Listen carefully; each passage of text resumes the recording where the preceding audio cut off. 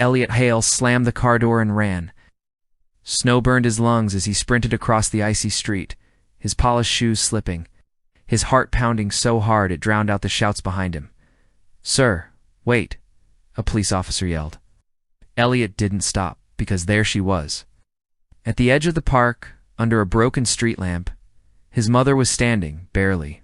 Her knees were bent, her body leaning forward, her hands clutching the shoulders of a teenage girl wrapped in a torn hoodie and a filthy quilt. The girl's head was bowed, her entire body shaking, but she didn't let go. Elliot froze. For a split second, his mind refused to make sense of what he was seeing. His mother wasn't alone. She was being held up by a homeless girl. "Mom," Elliot dropped to his knees in the snow in front of them. "Mom, I'm here. I've got you." His mother lifted her head slowly. Her eyes were unfocused, glassy. But when she saw him, recognition flickered like a dying light. "Elliot," she whispered. "You came back. I never left," he said, choking. "I'm right here." She shook her head weakly. Don't take her away." Elliot followed her gaze to the girl. The girl's lips were blue. Her fingers were stiff and red with cold. Her breath came out in shallow gasps. "She needs help," the girl said quietly, her voice trembling. "She can't stand on her own." An EMT rushed forward. "We need to get both of them into the ambulance now." "Both," Elliot repeated. "She's not." "She's hypothermic," the EMT cut in. "Same as your mother." Elliot stared at the girl. And suddenly, the world shifted. Hours earlier, Nia Carter had been walking with her head down, counting her steps so she wouldn't think about how cold she was. $19. That was all she had. $19 and some loose change that clinked softly in her pocket when she walked. She shoved her hands deeper into the sleeves of her hoodie. The fabric was thin, frayed at the cuffs, and did nothing to stop the wind from cutting straight through it. "Just get through the night," she muttered. That's it. The bus terminal she usually slept behind had been locked early because of the storm. Security guards had chased her off like she was trash left behind after closing time. "Can't stay here," one of them had said without even looking at her face, so she walked. Her sneakers were soaked. Her toes were numb. The quilt was heavy on her shoulders, but it was the only thing she had left from her aunt, the only person who'd ever fought for her. She couldn't leave it behind, even if it smelled like old soap and dust. She wandered into a neighborhood she knew she didn't belong in. Big houses, quiet streets, no one outside. The kind of place where people called the police if they saw someone like her. She was about to pass the park when she heard the voice. "Hello?" It was faint. Confused. Nia stopped walking. She closed her eyes. "Don't. Just don't. Keep going." "Please," the voice said again. "I think I'm lost." Nia turned. An elderly woman stood near the park entrance, her coat unbuttoned, her hair dusted with snow. She was staring at the street like it might suddenly explain itself. "Ma'am," Nia said carefully. "Are you okay?" The woman turned, relief flooding her face. "Oh, thank goodness. Can you help me?" "Right." Nia glanced around. The street was empty. No cars, no lights on. "What's your name?" Nia asked. "Ruth," the woman said, then frowned. "Or maybe that's my sister's name." Nia's stomach dropped.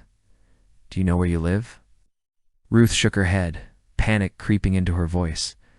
"I was just walking. I was supposed to meet my son. He's very important. He always comes." Nia swallowed.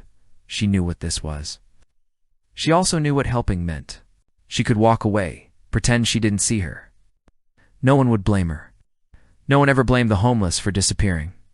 But when Ruth tried to take a step and her legs buckled, Nia moved without thinking. She caught her just before she hit the ground. "Easy," Nia said, straining. "I've got you." They sank onto a low stone wall near the park. Ruth's body was cold. Too cold. "You shouldn't be out here," Nia said gently. "I didn't mean to be," Ruth whispered. "I don't know what's happening to me." Nia looked down the street again. Still empty. She could leave now. She could set Ruth down and keep walking. Instead, she pulled the quilt off her shoulders and wrapped it around Ruth. Ruth gasped. "You'll freeze." Nia forced a smile. "I've been cold before." The wind picked up. Snow stung Nia's face. She pulled Ruth closer, bracing her own body against the older woman's weight. "Stay awake," Nia said. "Talk to me." Ruth nodded weakly. My son. When he was little, he used to hold my hand like this.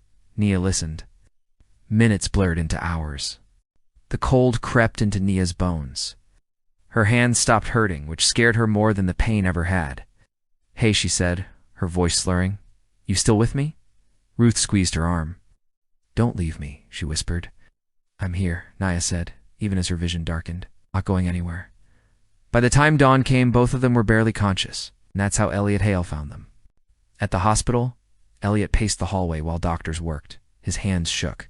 His phone buzzed nonstop, but he ignored it. Finally, a doctor approached.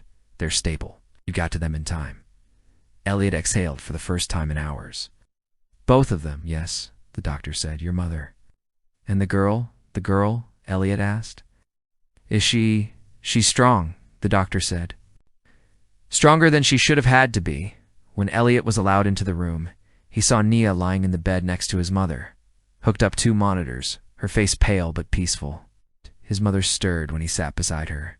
She stayed, Ruth whispered. She wouldn't leave me. Elliot swallowed hard. When Nia woke up later, she expected police. Questions. Accusations. Instead, she saw a man in an expensive coat, sitting quietly by the window. You awake? He asked softly. She stiffened. Am I in trouble? No, Elliot said quickly. You saved my mother.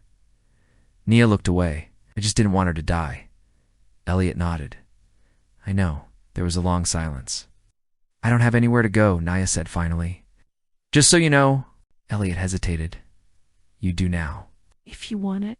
She studied him, distrust written across her face. People like you don't just help people like me. Elliot met her gaze. People like you saved my mother. After days of hesitation, Nia agreed to stay temporarily. The mansion felt unreal, too quiet, too clean. She kept waiting to be asked to leave. Instead, Ruth remembered her name even when she forgot everything else. You came back, Ruth would say, smiling at Nia like she was family. Nia studied, she worked. She learned to trust. Months passed. One night, Ruth took Nia's hand. You gave me time, she said. Promise me you'll give yourself a future. Nia cried harder than she ever had. 2 years later, Elliot stood at the opening of a new community center. This place exists, he said into the microphone, because one girl chose kindness when no one was watching. Nia stood in the crowd, no longer invisible. She worked there now, helping kids who reminded her of herself. And every winter, she walked past the park and remembered the night that changed everything. If this story moved you, take a moment to like this video, subscribe for more stories that remind us what humanity looks like, and comment below. What would you have done that night? Because sometimes one choice is all it takes to change a life.